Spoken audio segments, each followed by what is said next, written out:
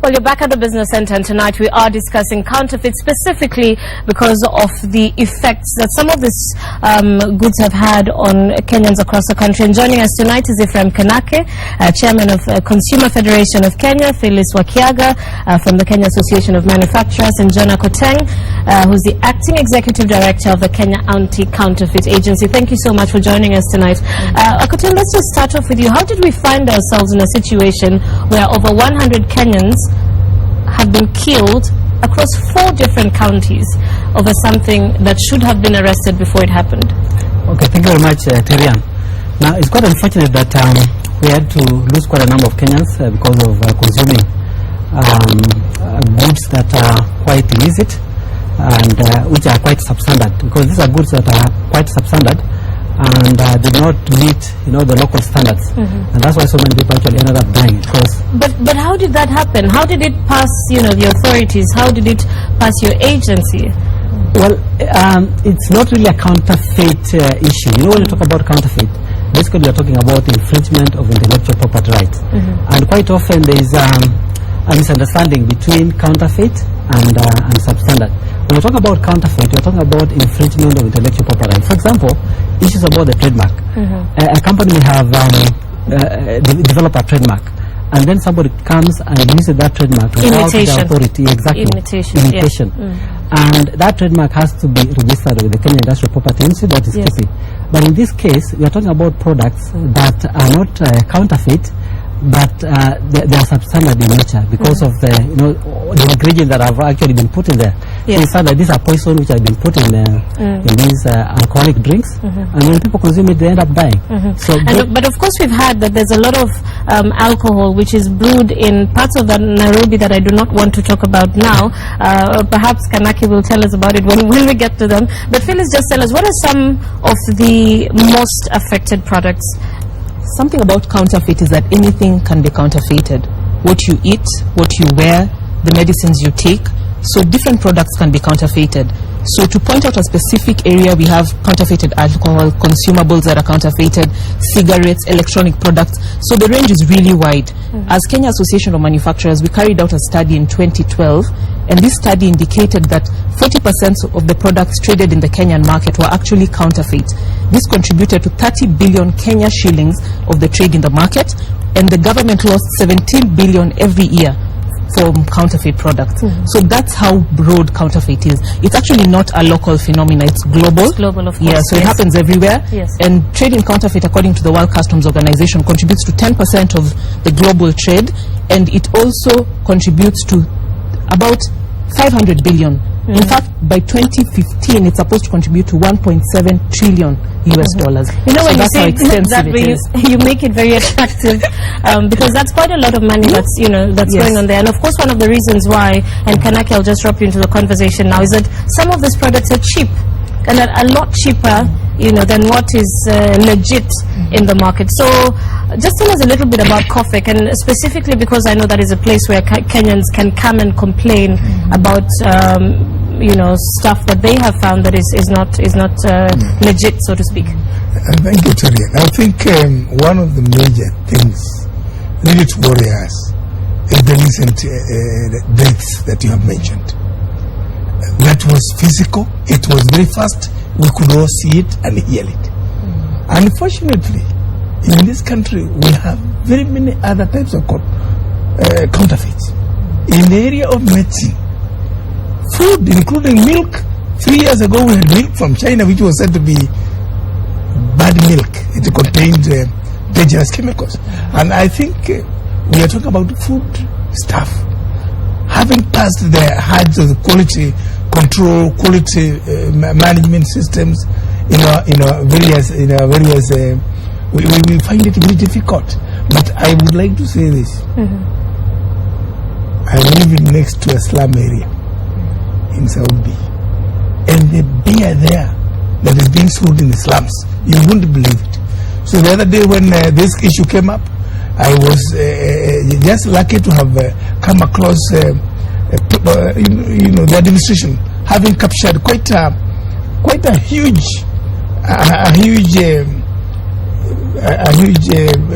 production of goods that were being sold in terms of the alcohol. we noticed that some of them were from Tanzania, others were from, even how they passed their boundaries. But then we realized that when I asked, what is this? They say, but the administration, police, they collect money from 50 shillings for every house that really is selling alcohol. Yes. And they just get away with it. Yes. And I'd like us to look at the legal aspect, but just before we do that, the majority of those that fall for counterfeits fall for the affordability of the products. From the Kenya Association of Manufacturers, where do you strike a balance?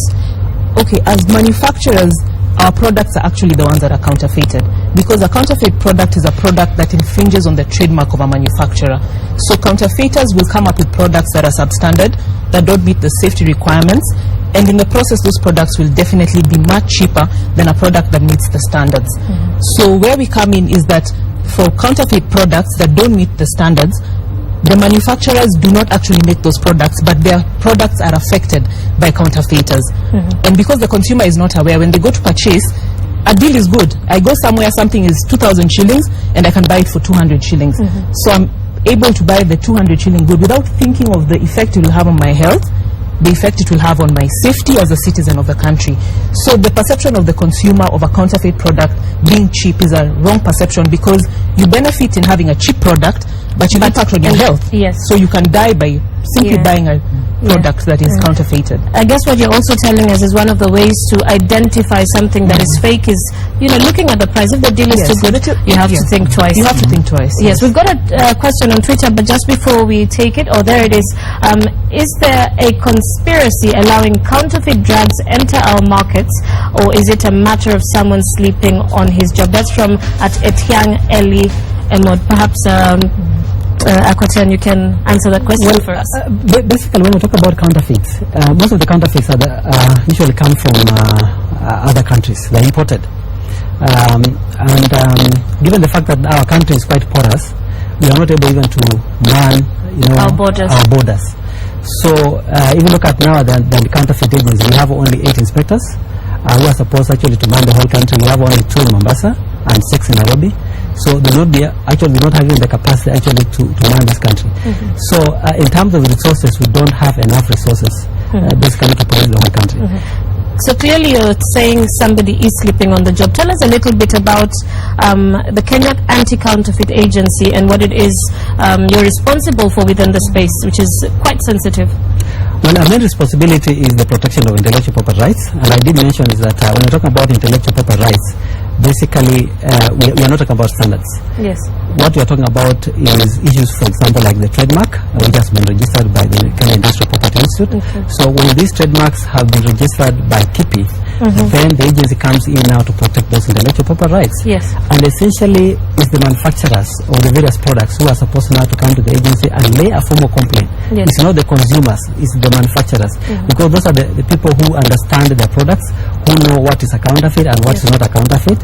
So those are the people who are eligible basically to come and lay a complaint and pay a certain fee. Yes. And then the agency now comes forward now and does its investigations, and then we prosecute those people.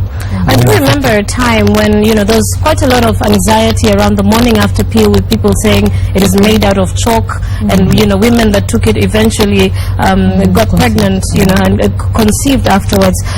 Perhaps you can tell us specifically from the medicine and pharmaceutical point of view, is there a way, is there a place Kenyans can go to find out that these are legit drugs and these are counterfeit drugs? I'll speak broadly about detecting a counterfeit, because as I said, one of the things is when the deal is too good, think twice. Another thing is to look at the covering of the product. How is the product labeled? And how is it packaged? What is the labeling? Because the Kenya Bureau of Standards has clear labeling standards that the manufacturer should indicate his name, have an expiry date, and a lot of information on the product. There should be a KEB standardization mark. So if you buy a product without those basic requirements being met, there's a challenge. However, there are people who've been able to actually come up with the KEBS mark. Yes. And we met with the Kenya Bureau of Standards as the Kenya Association of Manufacturers, and they are working on a way to come up with a foolproof KEBS mark, because it's difficult to detect actually. We really have to wrap up, but I just want Kanake to wrap up by telling us, you're at COFIC. Who's sleeping on the job, generally speaking? Our basic concern is that the issue of consumerism and counterfeits is very low. the awareness level is very low. And it is not more than maybe 10%. So that the consumer, the Wajiko, has ability to information, knowledge, and of course communication to that effect. And the person sleeping on the job here is a major consideration, because we need to carry out the education, the information, and communication to the Wajiko so that they know how to identify counterfeits. Then I wanted to say also there that there is the issue of the standards in this country. CAPS is given the responsibility. Other agencies, like now the Counterfeit Agency, there's the Competition Authority, there's the Kenya Association of Manufacturers, all of us are players, but the consumer must be told and know when and how to identify a counterfeit. Perfect. And we'll end it at that with a quote, of course, from Kenya Diaspora on Twitter saying, "I worry most of the elderly and those that cannot read legit logos," and he's hoping, of course, that there are plans to ensure that demographic is covered where counterfeits are concerned. Well, that wraps up our discussion about counterfeits on the Business Center tonight. We will be back.